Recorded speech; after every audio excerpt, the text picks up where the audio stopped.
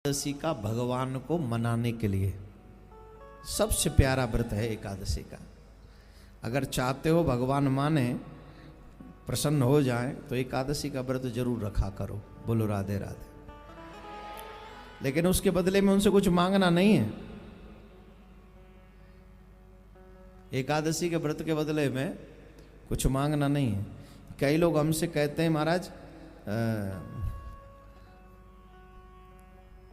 सुहागिन दोनों व्रत नहीं रख सकती। कोई कहते हैं कन्या नहीं एकादशी का व्रत रख सकती।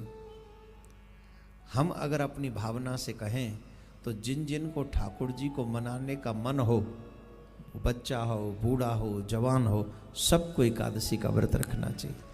जो जो भगवान को मनाना चाहते, जो भगवान को मनाना चाहते हैं।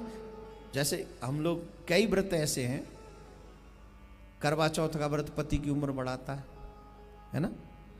और बच्चे के लिए वो एक व्रत है ना, बेटे के लिए जो माएँ रखती हैं,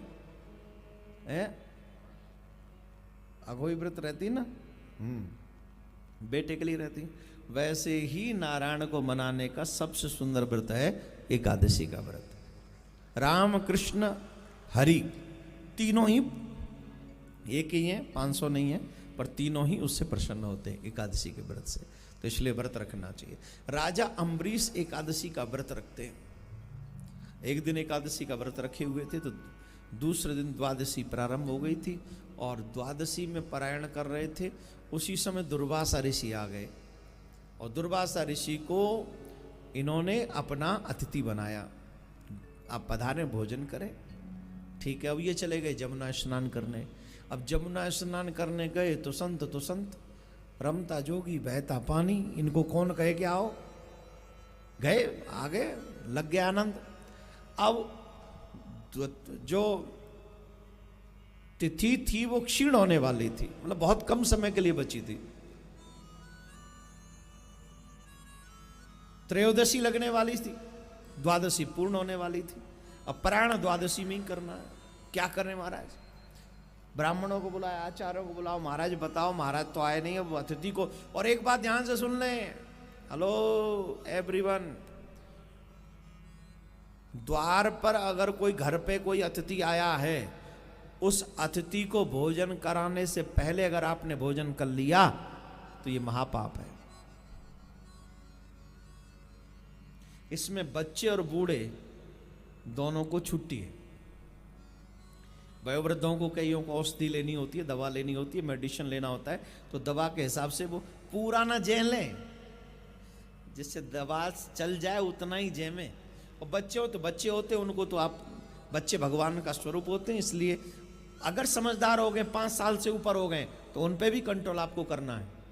5 साल से छोटा हो तो उस पर जरूर भगवान उसको क्षमा करते हैं। लेकिन घर में कोई अतिथि आया है और हमने अतिथि से पहले भोजन कर लिया है, तो जो समझो गई पानी में जिंदगानी। राधे राधे बोलना पड़ेगा। और ये बात मैं इसलिए भी जोर दे के कह रहा हूं क्योंकि मैंने कई बार ऐसी सिचुएशन देखी हैं।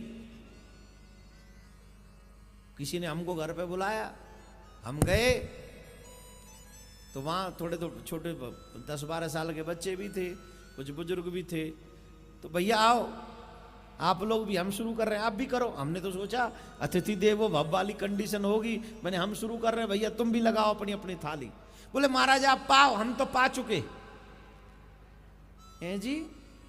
बोले हम तो पा चुके, अब आप पाओ। मैंने पा चुके मतलब? बोले हम लोगों ने भोजन कर लिया। बाहर करके आए थे कहीं? नहीं, यही जो अब आप करेंगे, कर लिया हमने।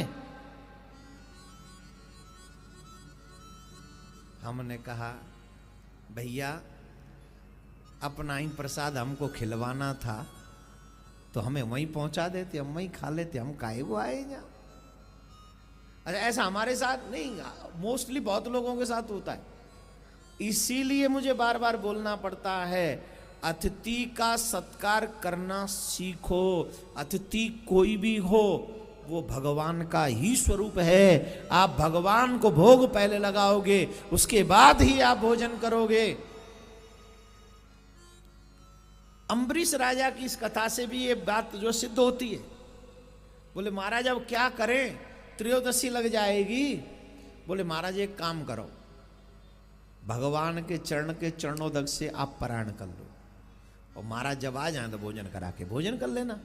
बोले ठीक है। अब देखो संयोग, ठाकुर जी को लीला करनी होती है तो यूँ करते हैं ठाकुर जी लीला।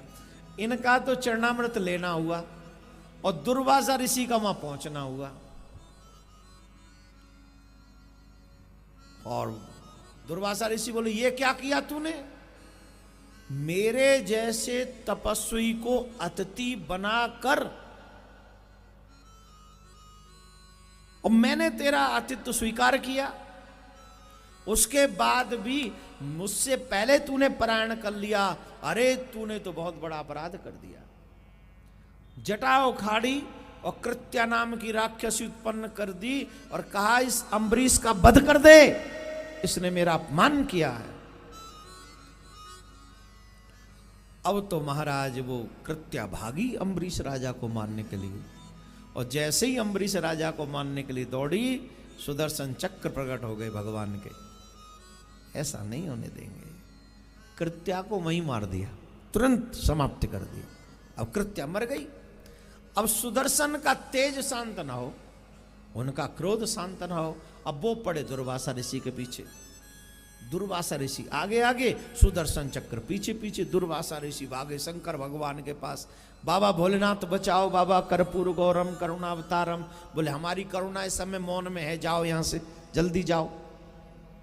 अगर हम तुम्हारी भगवान के सुदर्शन तुम्हारा पीछे है, राखी को सकही राम कर द्रोही।